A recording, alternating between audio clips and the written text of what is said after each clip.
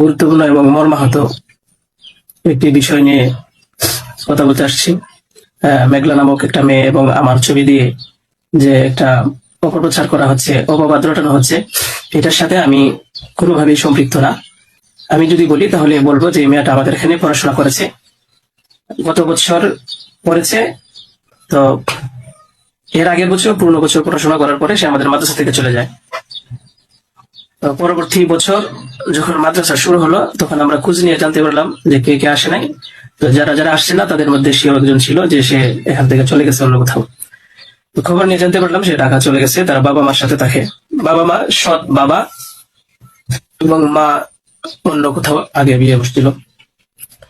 তো বর্তমান যে বাবা আছে মেঘলা তার মেয়ে না, বরং আগের বাবার মেয়ে সে। তো সে যখন ঢাকায় চলে গেল আমরা শুনলাম, তখন আমরা কিছু বলি নাই, ঠিক আছে ঢাকায় তো পড়াশোনা বেশি হয়, তাহলে পড়ুক। আমরা আমাদের ক্লাস শুরু করে দিলাম। কিছুদিন যাওয়ার পরে দেখলাম আবার এই মেয়েটা আমাদের মাদ্রাসা আসছে। তো আসার পরে জিজ্ঞাসা করা হলো যে কেন, কি অবস্থা, কোথা থেকে আসছো? সে বললো যে ঢাকায় চলে গেছিলাম, এখন নানা ভাই জোর করে নিয়ে আসছে আমারে। আমি আসতে চাইছিলাম না, আমাকে জোর করে নিয়ে আসছে নানা ভাই। দেশবাসী, আমি আপনাদের সাথে শুধু এই কথাটাই বলতে চাই যে যে মেয়েটা এখানে আসতে চাইছিল না, চাচ্ছিল না, তাকে কেন জোর করে আনা হলো? তাকে জোর করে আনার পিছনে কি কারণ ছিল বা তার কি স্বার্থ ছিল?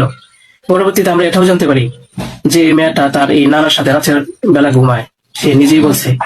কেন বলছে? যখন আমরা জিজ্ঞাসা করলাম যে তুমি হিজাব পড়ো না, অন্য মেয়েরা হিজাব পরে, তুমি বুরকা পড়ো না, অন্য মেয়েরা বুরকা পরে, কারণ তার চলাফেরা সম্পূর্ণ আলাদা ছিল। আপনারা চাইলে গ্রামে গিয়ে মাদ্রাসার ছাত্রছাত্রী যারা আছে তাদের সাথে কথা বলে দেখতে পারেন যে সে সম্পূর্ণ আলাদা ছিল। তার কোনো কিছুই আমাদের কমনের ভিতরে ছিল না, আমরা তাকে কন্ট্রোল করতে পারতেছিলাম না। তাই আমরা তার গার্জেনের কাছে বললাম, তার মাকে আমরা বুঝাই বললাম। আমাদের উদ্দেশ্য এটাই ছিল যে তার মা যেন তাকে বুঝিয়ে বলে যায় যে হুজুরের কথা মেনে চলবা, মাদ্রাসার নিয়ম কানুন মেনে চলবা, এই কথাগুলো উনি বুঝিয়ে যাবেন। কিন্তু উনি কি করছেন যে ওনার মেয়েকে উনি বলছে যে না, আমি এখানে রাখবো না, নিয়ে চলে যাব। তো আমাদের এখান থেকে প্রায় 5-6 মাস আগে আমাদের মাদ্রাসা থেকে নিয়ে চলে গেছে। হয়তো পরবর্তীতে খবর নিয়ে জানতে পারলাম সিলেটে যেখানে উনি থাকে সেখানে নিয়ে গেছে। তো নিয়ে যাওয়ার পরে এখন কিছুদিন আগে আবার আসছে, এসে বলতেছে যে এই দুর্ঘটনা যে খুব বড় সমস্যা। যে কথাটা শোনার পরে আমার মতো একজন সাধারণ মানুষ, আমি আর সহ্য করতে পারছি না, আমি আর নিজেকে ঠিক রাখতে পারি নাই।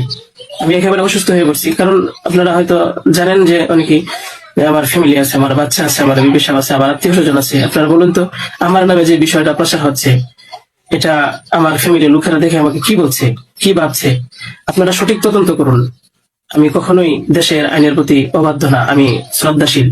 দেশের আইন আছে, সে আইন সঠিক অপরাধী যে তাকে খুঁজে বের করবে।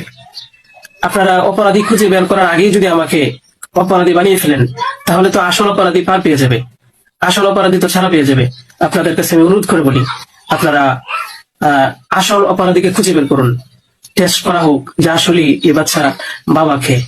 আপনারা আমাকে টেক দিচ্ছেন, বিভিন্ন পত্রিকায় টেলিভিশনে বলা হচ্ছে।